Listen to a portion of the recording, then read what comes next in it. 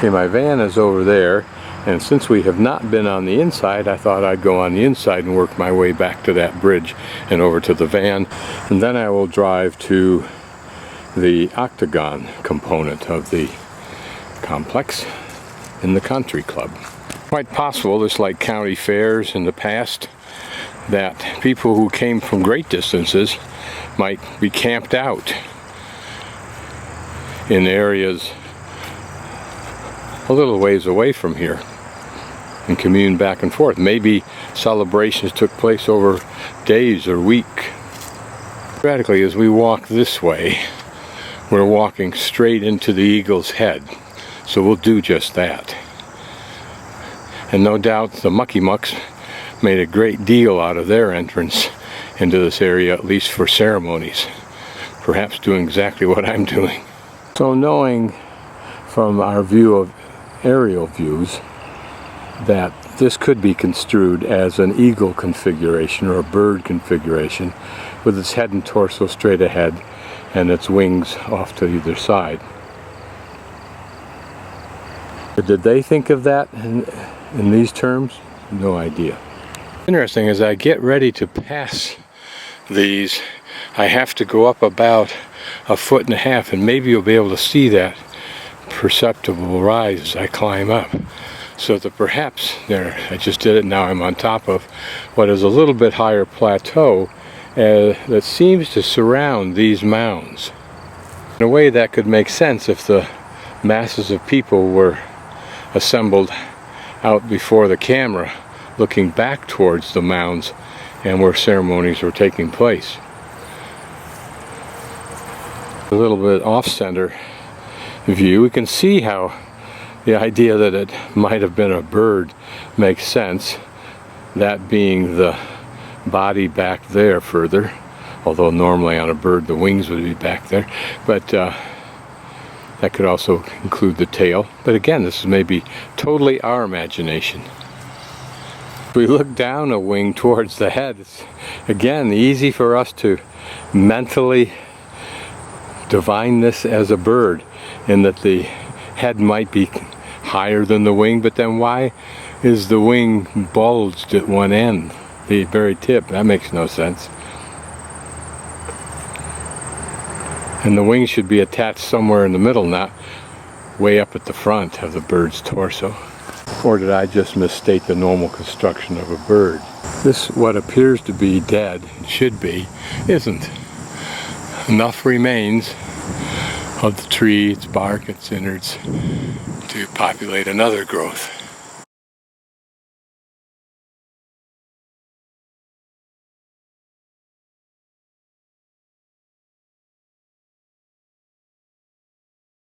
The Octagon earthworks are aligned to the points on the horizon that mark the limits of the rising and the setting of the moon throughout an 18.6-year-long cycle.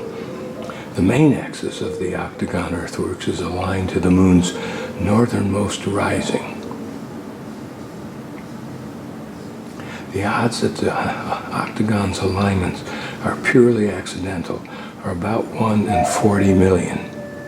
We're in the Earthworks Mound Country Club, which is the owner of these mounds, but they have given a lease to the Historical Society until 2087 to manage it. As a consequence, it's maintained, but you have limited access to it. The section we're going to be looking at is octagonal, just to remind us where it came from. Now, I've driven a fair distance from right over here, somewhere along through here and down through here and then like that, just to orientate you. So where we are is right probably about right here, and this that we'll see in a moment is this mound right here, I think, which is the observation mound. So presumably there's a trail we can walk along just right alongside of that mound, through here, past the observation point, and then a little bit around that circular area there that's not on the mound. Then these parallel mounds that spring from probably the east opening on that circle and run down here into what is the large octagonal square. Now you can see it drifting off there, through the trees way over there, and then wrapping back around here. And this is the octagonal, correction, the viewing mound.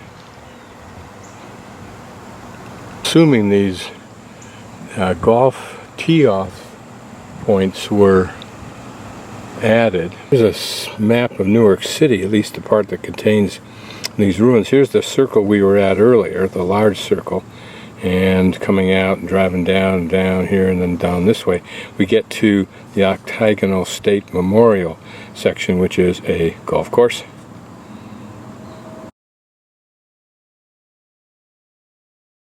Here was another set of parallel mounds, low mounds, that again, as we learned in the video, acted as a walkway.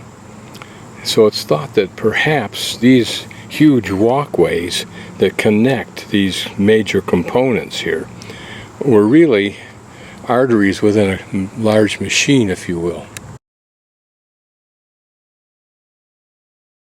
So where we are is probably about right here.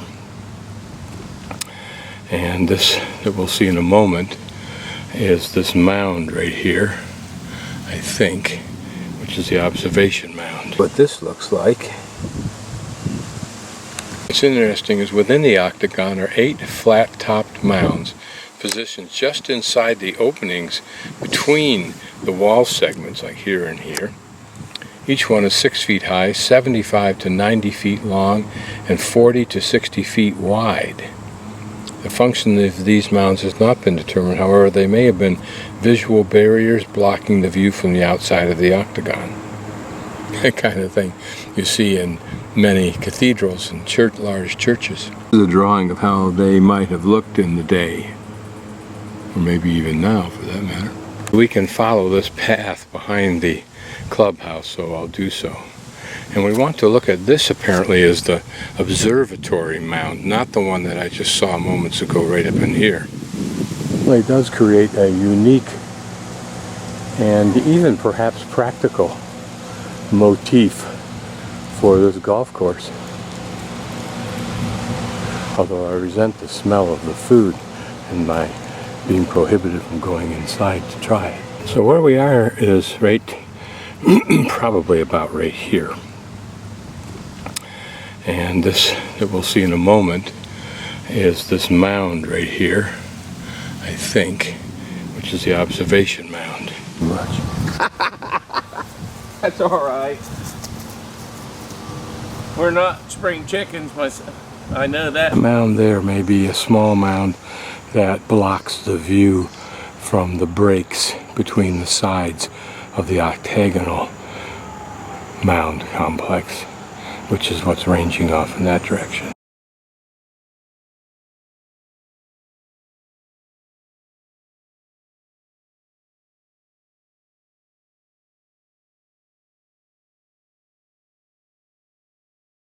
We're at the Wright Earthworks, and this is archaeology at its usual.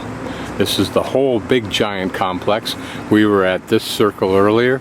We just got through the golf course where we parked and looked at everything at about right in there somewhere, I think. And we parked in here and then walked around, took a look at that. Anyway, here's where we're at now. 20 acres, but like most archaeology, usual archaeology, we have only a snippet remaining with which to deduce the rest. Here's that left portion of that angle, and here is the right portion.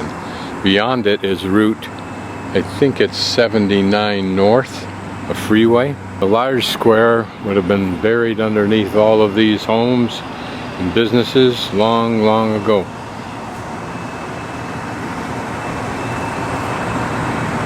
Also interesting enough, digging the Ohio canal. Don't know where that is.